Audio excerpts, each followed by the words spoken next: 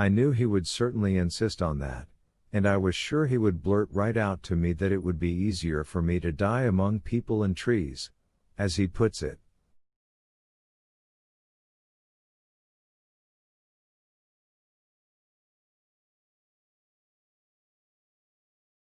But this time he did not say to die, but said it would be easier to live, which, however, makes almost no difference for me in my situation.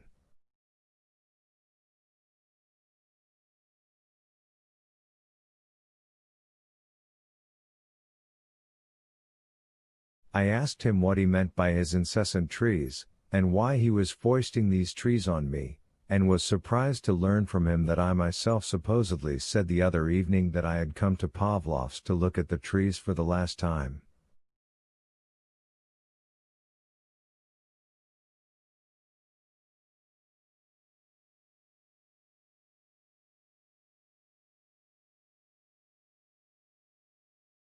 When I observed to him that it made no difference whether I died under the trees or looking out the window at my bricks, and that there was no point in making a fuss over 2 weeks, he agreed at once, but greenery and clean air, in his opinion, are bound to produce some physical change in me, and my agitation and my dreams will change and perhaps become lighter.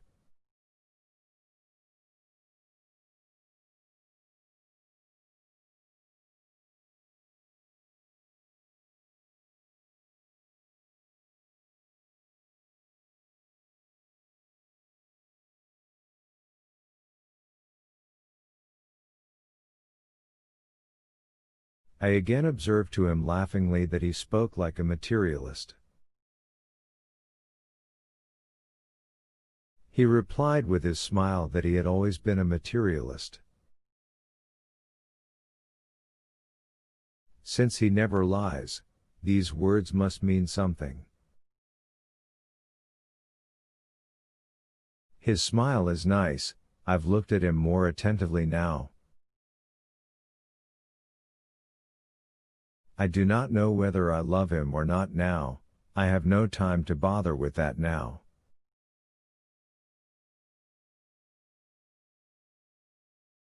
My 5-month hatred of him, it should be noted, has begun to abate in this last month.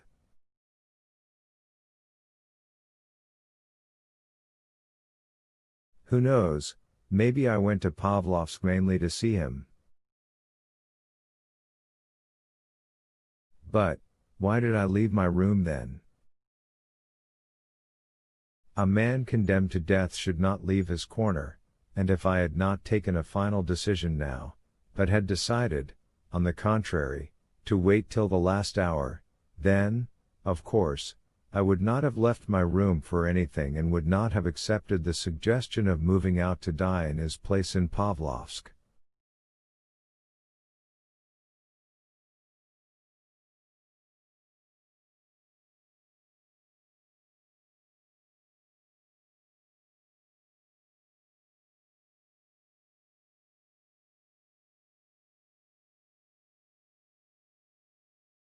I must hurry and finish all this explanation by tomorrow without fail. Which means I will not have time to reread and correct it. I will reread it tomorrow when I read it to the prince and the 2 or 3 witnesses I intend to find there.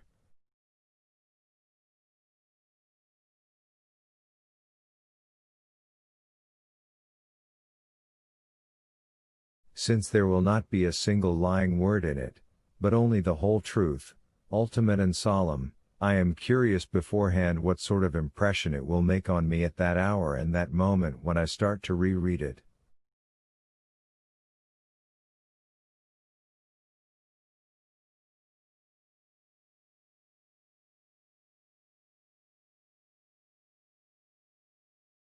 However, I need not have written the words ultimate and solemn truth. There is no need to lie for the sake of 2 weeks anyway, because it is not worth living for 2 weeks. That is the best proof that I will write nothing but the truth. N.B.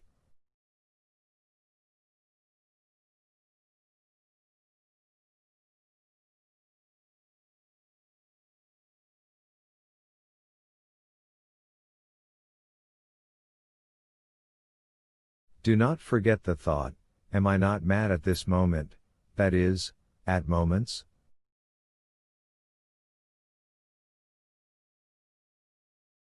I have been told positively that people in the last stages of consumption sometimes lose their minds temporarily.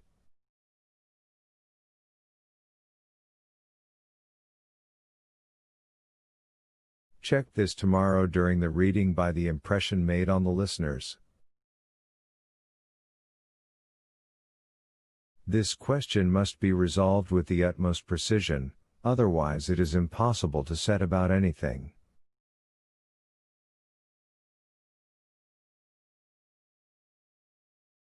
It seems to me that I have just written something terribly stupid, but I have no time to correct it, as I said. Besides, I give myself my word purposely not to correct a single line in this manuscript, even if I notice that I am contradicting myself every 5 lines.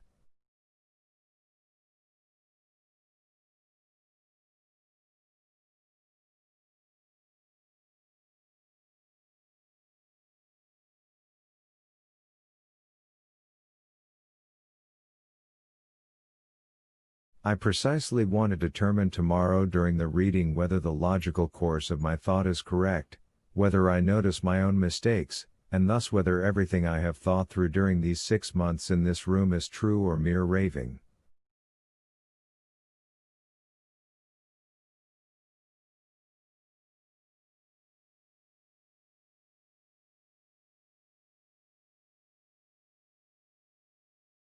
If, just 2 months ago, I had had to leave my room, as I am doing now, and say goodbye to Meyer's wall, I'm sure I would have felt sad. But now I do not feel anything, and yet tomorrow I am leaving both my room and the wall forever.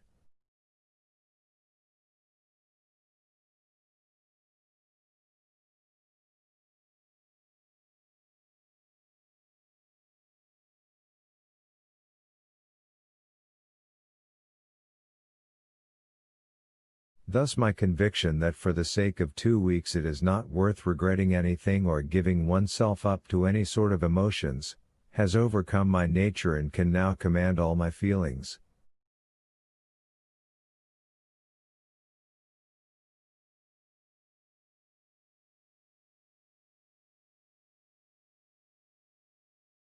But is that true? Is it true that my nature is now utterly defeated?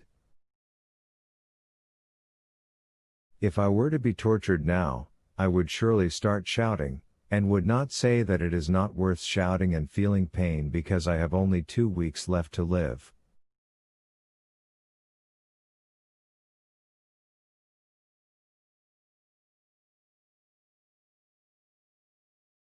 But is it true that I have only 2 weeks left to live, and no more? I lied that time in Pavlovsk, and never told me anything and never saw me, but about a week ago the student Oxygenov was brought to me. In his convictions he is a materialist, an atheist, and a nihilist, which is precisely why I invited him. I needed somebody who would finally tell me the naked truth, without mawkishness or ceremony.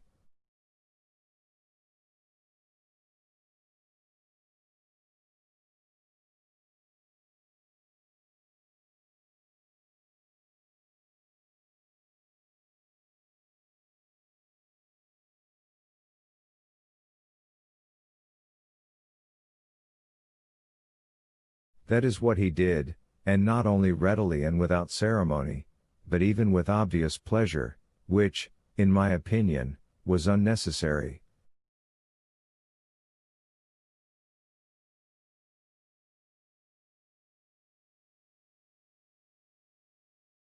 He blurted right out to me that I had about a month left, maybe a little more, if the conditions are good, but I may even die much sooner.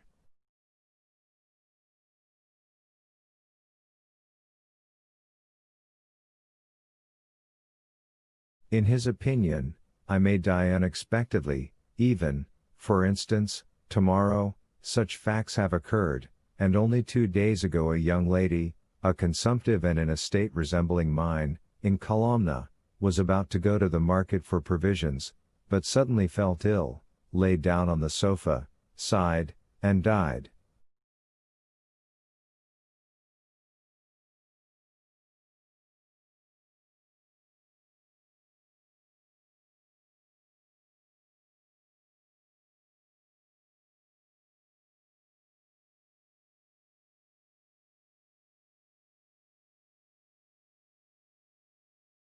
Oxygenov told me all this, even flaunting his unfeelingness and carelessness somewhat, as if thereby doing me honor, that is, showing that he took me to be just such an all-denying higher being as himself, for whom dying, naturally, amounts to nothing.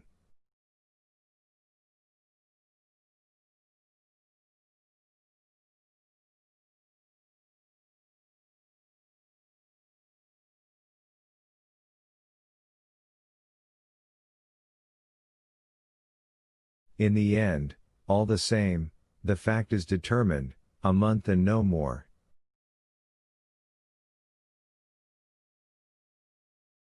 I am perfectly convinced that he is not mistaken about it. It surprised me very much how the prince guessed the other day that I have bad dreams. He said literally that in Pavlovsk my agitation and dreams would change.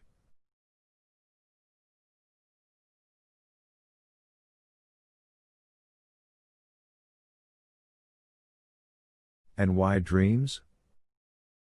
He is either a doctor or indeed of an extraordinary intelligence and able to guess a great many things. But that he is ultimately an idiot there can be no doubt at all, as if on purpose. Just before he came I had a nice little dream, of a kind, however, that I now have by the hundred.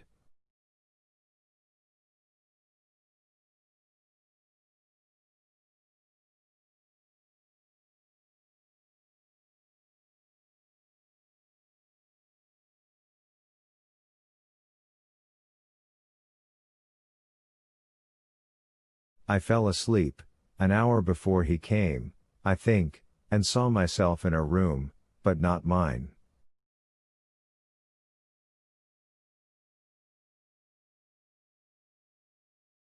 The room was bigger and higher than mine, better furnished, bright, a wardrobe, a chest of drawers, a sofa, and my bed, big and wide and covered with a green silk quilt.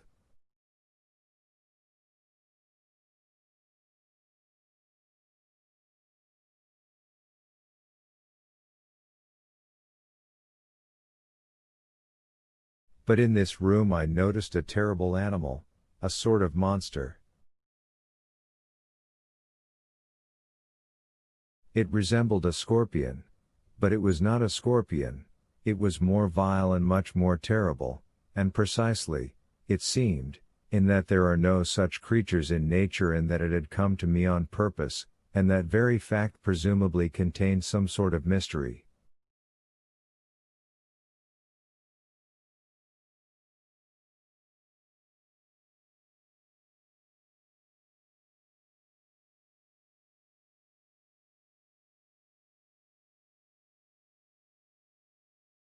I made it out very well. It was brown and had a shell, a creeping reptile, about 7 inches long, about 2 fingers thick at the head, gradually tapering towards the tail, so that the very tip of the tail was no more than 1/5 of an inch thick.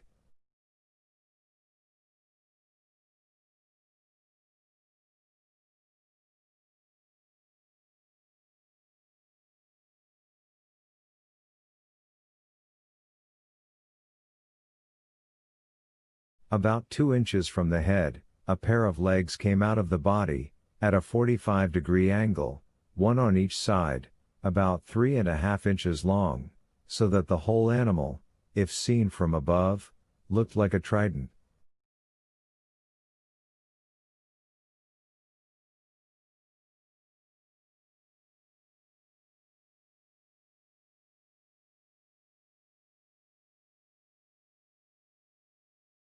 I could not make out the head very well, but I saw 2 feelers, not long, like 2 strong needles, also brown.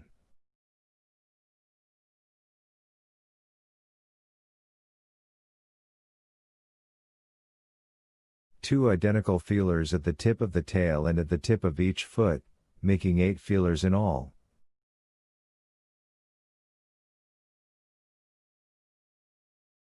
The animal ran about the room very quickly, supported on its legs and tail, and when it ran, its body and legs wriggled like little snakes, with extraordinary rapidity, despite its shell, and this was very repulsive to look at.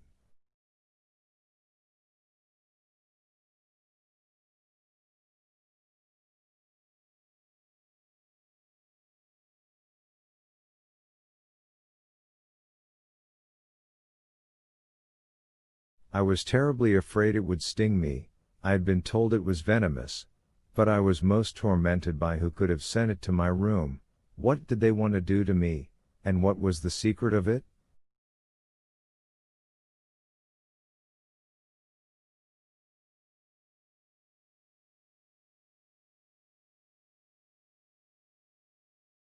It hid under the chest of drawers, under the wardrobe, crawled into the corners.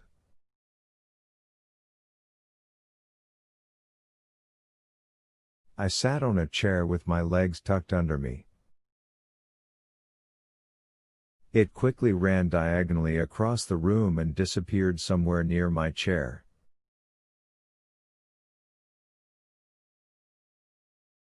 I looked around in fear, but as I was sitting with my legs tucked under me, I hoped it would not crawl up the chair.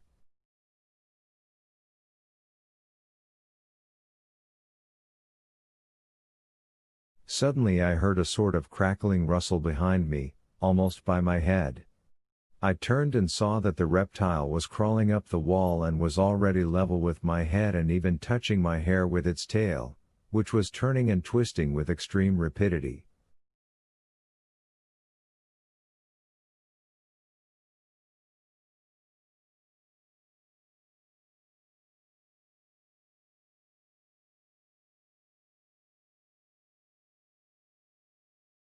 I jumped up, and the animal disappeared. I was afraid to lie down in bed, lest it crawl under the pillow. My mother and an acquaintance of hers came into the room. They tried to catch the reptile, but were calmer than I, and not even afraid.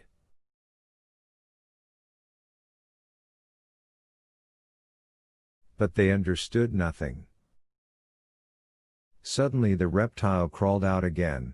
This time it crawled very quietly, and as if with some particular intention, twisting slowly, which was still more repulsive, again diagonally across the room, towards the door,